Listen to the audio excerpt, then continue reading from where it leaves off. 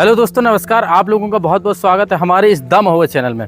आज मैं आपको दिखाने वाला हूं एक बुंदेलखंड की सबसे खूबसूरत वेश्या राय प्रवीण का महल। एक ऐसा महल जहां आज भी उनकी चित्रकारी बनी है।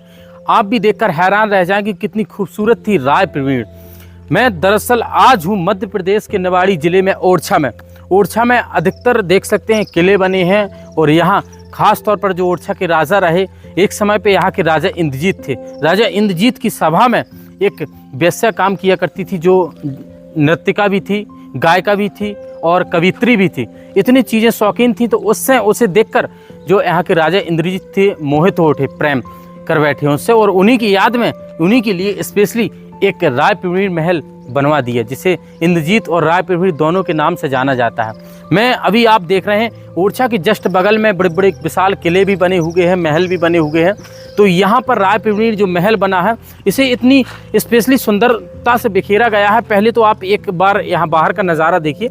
यहाँ पर ये उसी समय की देखिए, ये जो बनाई गई है ये फुलवारी लगाने के लिए, इसमें फूल पत्तियाँ, इसमें अभी थोड़ी मरम्मत कर दी गई है। ये उसी समय की पानी की व्यवस्था है, यानी कि आज से देखा जाए तो आज से 400 बरस से ज़्यादा हो चुके हैं जब इस महल का निर्माण हुआ था और आज किस प्रकार से।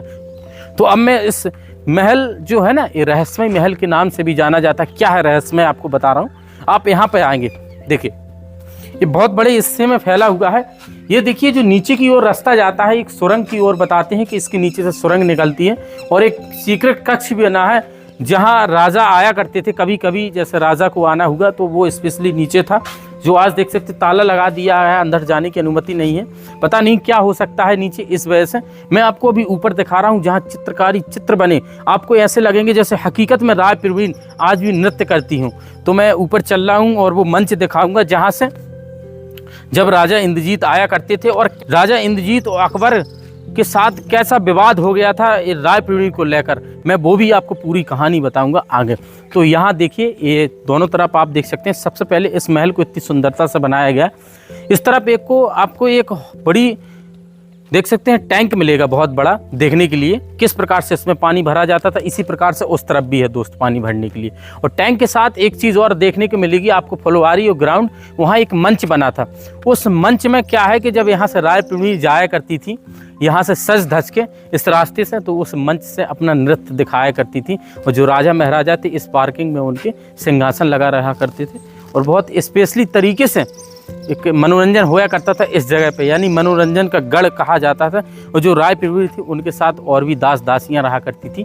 तो यहाँ देख ही सकते हैं, वो मैं सभी आपको दिखाऊंगा।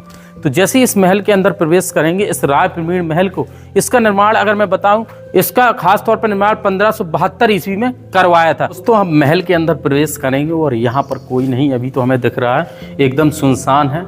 और यहाँ पर जैसे ही आएंगे तो ये हॉल है। ये हॉल नृत्य के लिए ही बनाया था। जब नृत्य किया करती थी तो राजा महाराजा बढ़ियल यहाँ पर उनका सिंहासन रहता था, वो आगे राय प्रवीण नाचा करती थी। और राजा इंद्रजीत बड़े ही शौकीन थे और बहुत कहते हैं बेइंतहान मोहब्बत किया करते थे उनकी याद में उन्हीं से। तो इस प्रकार से, और उनको लेकर अकबर से भी लड़ गए थे, तो बहुत बड़ी बात होती है। तो ऊपर एक बार इनकी कलाकारी और चित्रकारी आप देख सकते हैं, बहुत अद्भुत कर देती हैं यहाँ की हमें चीज़ें। यहाँ पर जैसे ही आएंगे देखिए हॉल के बाद हॉल देखने को मिलेगा। और आगे रास्ता था, देख सकते हैं उस तरफ रोड का जो रास्ता गई है, जो किले की ओर जाती है, महल की ओर जाता है रास्ता। यहाँ पर एक चीज़ और आप देखना जी, अलमारी देखना भाई। अलमारी देखकर आप, अलमारी है एक बड़ी अलमारी टाइसी बना दी। उसके बाद एक कितने अच्छी तरीके से इसे डिजाइन किया है, सजाया है, जैसे यहाँ पर कोई फूल वगैरह रखा करते होंगे जिसमें अच्छा दिखे, सुंदर नज़ारा दिखे। तो देख सकते हैं एक तो सामने ही बगिया इनकी लगी हुई थी जहाँ अनेक फूल वगैरह थे। और इन कक्षों को दरअसल आप दिखाइए, बहुत अद्भुत कर देते हैं। और एक चीज़ और देखेंगे, आज हमें गेट नहीं मिलते, पहले यहाँ पर गेट लगे हुए थे दोस्त, देखना कुंदे हमें मिलते हैं। यह वो राय प्रवीण के जो कक्ष थे, इसमें वो रहा करती थी और कहीं इनकी दासी रहती थी तो कहीं कोई रहता था, हर चीज़। मगर स्पेशली जो जहाँ रिहर्सल किया करती थी, नाच गाना किया करती थी, वो एक छत पर कक्ष बना है, वो आपको मैं दिखाने वाला हूँ। तो देखिए इस ऊपर जाने के लिए दो रास्ते हैं इस महल में दोस्त। अब मैं आपको दो रास्ते, एक यहाँ से दिया गया, एक वहाँ से। अभी मैं आपको इस रास्ते से लेकर चलूँगा और जैसे सेम कक्ष यहाँ बने वैसे ही यहाँ पे बने। अब ऊपर चलते हैं, ऊपर देखते हैं क्या है यहाँ में खास। देखिए ऊपर आएंगे तो एक अलग नटकाशी हमें देखने को मिलेगी। और इस तरफ ये रोशनदान के लिए खास स्पेशली रोशनी के लिए ये बनाया गया है। अब आ चुके हम मेन पॉइंट में। ये है स्पेशली राय प्रवीण जो यहाँ की मलिकाए हुसैन थी और नृत्य किया करती थी। ये देखिए आपको हकीकत जैसा लगेगा। इन प्रतिमा को देखिए, राय प्रवीण की बनाई गई है। उसी समय कुछ इस प्रकार की देखा करती थी राय प्रवीण। देखिए कैसे कपड़े पहना करती थी, किस प्रकार से ये डांस किया करती थी राजा महाराजाओं के लिए, शौक के लिए। और यहाँ पर भी आप देख सकते हैं कैसी पेड़ में जो खड़ी हुई है राय प्रवीण, बहुत सुंदर बताते हैं, बहुत सुंदर थी। जो बुंदेलखंड की वैश्या थी मानी जाती हैं राय प्रवीण, इतनी खूबसूरत थी, बहुत अद्भुत कर देती हैं वो चीज़ें। आप देख सकते हैं उस समय यहाँ पर तोता लिए हैं और यहाँ पर कुछ राजा के लिए कुछ दे रहे हैं। तो देखिए, और यहाँ पर एक चीज़ और चित्रकारी आपको देखने को मिलेगी, जो राजा अपनी भी उन्होंने यहाँ पर चित्र दर्शा दिया। देख सकते हैं किस प्रकार से ये है घोड़े पे सवार, बहुत अद्भुत, अपने अपने अलग अलग लिबास पहन के, कपड़े पहन के, दो उनके भी चित्र यहाँ पर दर्शाए गए हैं। और भी कक्ष बने हैं, उधर भी कक्ष बने हैं।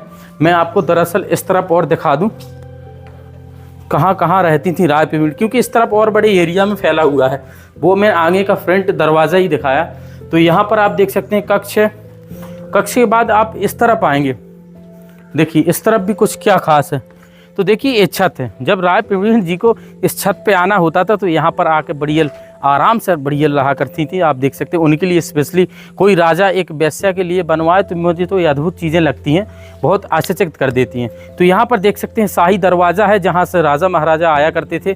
और ऊपर यहाँ पर जहांगीर का महल बना है यहीं पर, और बहुत सारी ऐसी तमाम इमारतें यहाँ पर बनी हैं। और छोटे छोटे यहाँ पर एक कक्ष ये सिर्फ सुंदर दिखने के लिए ही बनाए हैं, स्पेशली यूज़ तो होता नहीं होगा। देख सकते हैं 6 बाई 3 के बने हैं इस प्रकार से। और यहाँ पे देख सकते हैं ये मैदान था, शायद यहाँ पर कुछ बनना था, किसी कारण बस बन नहीं पाया। और यहीं से भी एक एंट्री गेट है, एक वहाँ से है।